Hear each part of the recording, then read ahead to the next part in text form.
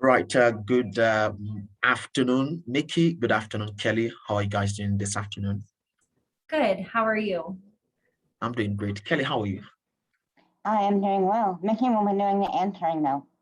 hmm It's pretty chilly this from since last night. It's been pretty chilly. It's been snowing everywhere. So I'm just trying to keep warm, bundled up here quite. So looking forward to an exciting interview that would perhaps make me hot in that sense.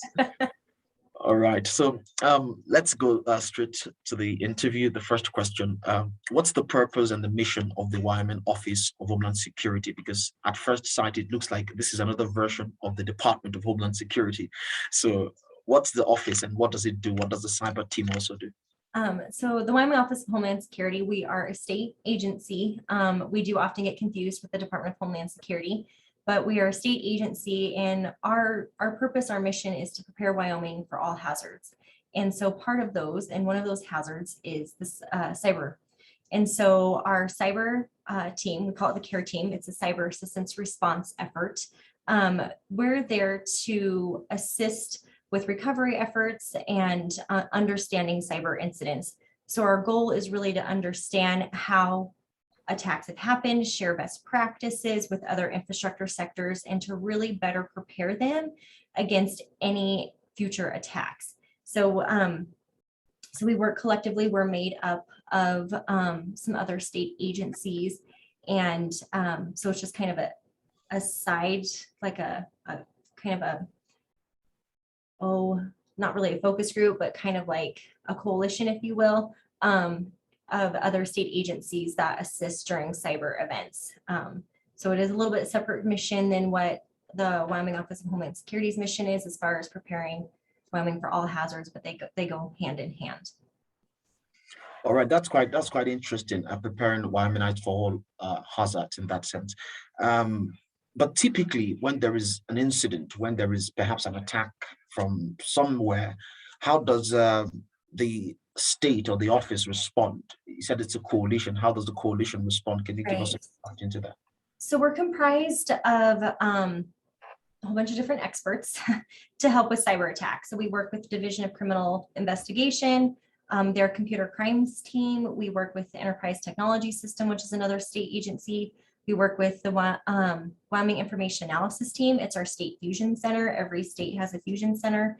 And then our agency, along with some federal partners. So we work with the Cybersecurity Infrastructure Security Agency, or CISA. They're a subset of DHS. And then also Department of Homeland Security, their Intelligence and Analysis Officer as well. And so we all work together. Looking at what are the threats that are going on and how can we build more reliability and resilient infrastructure around cybersecurity. So when an event happens, we are there to assist when we're requested by the entity. So if there's an entity that's experiencing a cyber attack and we get a phone call, we have a series of questions that we go down that we ask them. And one of that is if they're a state facility or a state agency providing some sort of product or something to the community. So for example, like if there's a hospital that gets a cyber attack, we involve the Wyoming Department of Health because their system touches, the hospital system touches the state system. So those are pieces of information that we need to know. If I just want to take on that thought a while, so that connotes that it's to ensure proper coordination in terms of responses. So it's not just a piecemeal coordination, right? Right. So our response includes bringing all of our appropriate state and federal partners together to assist the affected entity, as well as help mitigating any cascading consequences, like I just used as an example of if a hospital system touches the state system. So that's kind of how we bring everything together. And when it comes to critical infrastructure, if they're not a state-owned facility, we can assist in the recovery phase and lessons learned. So how did the attack happen? Learn how it came into their system. Was it a phishing attack? Was it a ransomware? What was the way it hit their system? And then what did they do to fix it? Did they pay the ransom? Do they have an idea of who who was responsible for it. And then we can also assist in locating and securing any resources needed. So a lot of times we'll do a warm handoff to like the FBI, for example, different agencies like that. We kind of ask them, what is your problem? And then we help them fix it, whether it's that warm handoff to resources, or if we actually need to send out any of our cyber experts to help with boots on ground. Mhm. That's quite a positive effort, I would say. But let's go further. In terms of cybersecurity threats, what are some of the biggest threats, or some of the most significant threats that the state faces, or entities in the face state? Or another way to put the question is, what are the most prevalent incidents that you tend to respond to? And yeah. Well, cyber attacks can happen to anyone. They don't really stick to state boundaries or county boundaries. Just like what we see nationwide, for instance, with the Colonial Pipeline attack, the solar winds attack that occurred last year, we saw cascading effects to that, right? So supply chain to different things that still affect Wyoming and nationwide. So cyber incidents are a real threat to our infrastructure all over the nation and to our residents through social engineering, phishing attacks. We see a lot of ransomware attacks. Social engineering is becoming a pretty big thing through text messages and different things like that, creating that sense of urgency of response through email because their insurance is being suspended or however the hacker wants to word that. But the cyber team, we work with critical infrastructure facilities around the state to help them kind of understand that through different presentations like I did to Cyber Wyoming last week to understand what the hackers and the attackers are looking for. Yeah, it's very interesting to note that, because for me this is a very a topic that is becoming more and more prevalent because of we all are online today. All businesses, all government entities, all private businesses and all of that, we all host our data online. It becomes a very central issue. You might want to talk about some of the current threats that the public should be aware of, and maybe the kind of action they should take. So Right. Yeah, go ahead. Well, I can't speak to specific threats to everything, but I think my biggest recommendation that you hear a lot is just be aware, patch your systems, and follow any updates or protocols from CISA. You can go to their website, cisa.gov, and they're continuously posting the most up-to-date patches to systems, vulnerabilities, those types of things. And really just stay up to date on what the vulnerabilities are out there. There's a lot of free resources that the public can go to help secure their cell phones, and don't use unsecure free Wi-Fi, and just general rules of cyber safety. And then again, a lot of that stuff is posted on CISA's website that they can go to and utilize, whether they're a small business or just a resident of Wyoming that wants to be more cyber smart. All those resources are out there. Okay. Lastly, I would just say, is there perhaps any information that you think the public would benefit from, that you would like to share, that you would like to communicate with the public? Yeah, I think the biggest thing would be think before you click. Don't open attachments or email addresses that you don't know. Validate the information that you're being asked for to send. So kind of back to that HR example, if I work for a small business and all of a sudden I get an email from our CEO or HR department that's wanting me to send their password or credentials to them, you should call and verify with your HR department or your CEO that they actually want you to do that. 99% of the time, they're not going to want you to do that. They should know their own credentials. And so I would just call and verify with them, whoever the person was that emailed or text you. If you're getting an email from your insurance company that says your insurance is expired and you need to click this link right now and validate everything, call your insurance department and say, hey, I just got this email. I'm just verifying what's going on.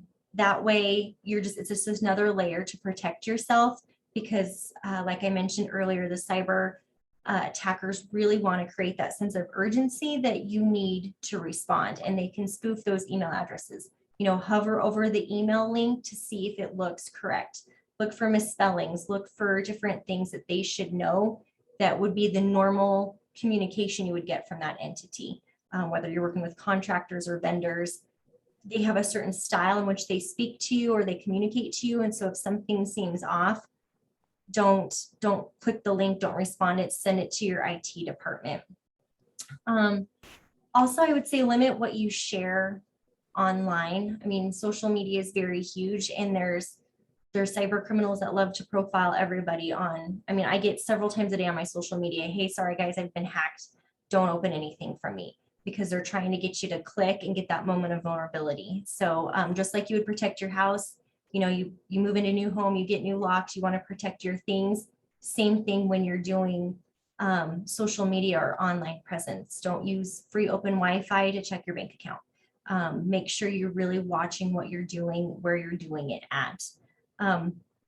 And lastly, cyber criminals, they don't discriminate. They target vulnerable computer systems, regardless whether you're a part of a large corporation, a small business, or you're just an everyday home, home user. And cybersecurity is really a shared responsibility, which we all play a role in. Just like I highlighted a few minutes ago, really think before you click. If you see something suspicious, you see something that's not right, say something and report that to your IT department. There's a lot of social scams and social engineering text messages and those types of things that get reported to local law enforcement all the time. But just really creating that awareness and just being incredibly suspicious when you're online, that not everybody's there to help you. Thank you so much, Mikki, for your time and for these wonderful insight I would say you've given to us today. I'm wondering if Kelly has something to add or something to say before we call it off. No, Mikki said it well. Okay, I think it came to mind. I almost forgot that question. So perhaps a small business in the state or someone who's doing their own business sort of like is attacked and gets maybe cyber around somewhere or something. What should they do? What should be the next step? Should they call the police or call your office or call? So what's the right cause of reporting? A lot of our cyber team respond to state first because we're state resource and assets. That doesn't mean we can't assist in that recovery side of lessons learned and those type of things, but they can, if they have an IT guy, most small businesses have like Geek Squad, or they have a third-party vendor, or they might have somebody who's savvy in IT to call them and report it. If they see something that looks suspicious on their network or on their email, to call their IT department. They can certainly call our office and we can try to get some lessons learned and point them in the right direction of other resources. Another thing, whether you're a small business or a large business, have a really good segmented network, have good backups that are reliable and that work. We see a lot that during a cyber event, they can't access their backups, or they thought they had good backups and their backups get encrypted because they had a flat network. So those are some things that they can help themselves be proactive in, is put that money towards a segmented network, good backups, whether those are cloud backups with a trusted third party that they have vetted and know that they're going to be able to help them in the event of a cyber attack. So those are some other little tips and tricks that they can help their cybersecurity posture. Thank you so much, Mikki. Thank you so much, Kelly. It's been a good time talking to you this afternoon. I appreciate your time. Thank you very much. You're welcome. All right, I'm going to end the recording right now. A second.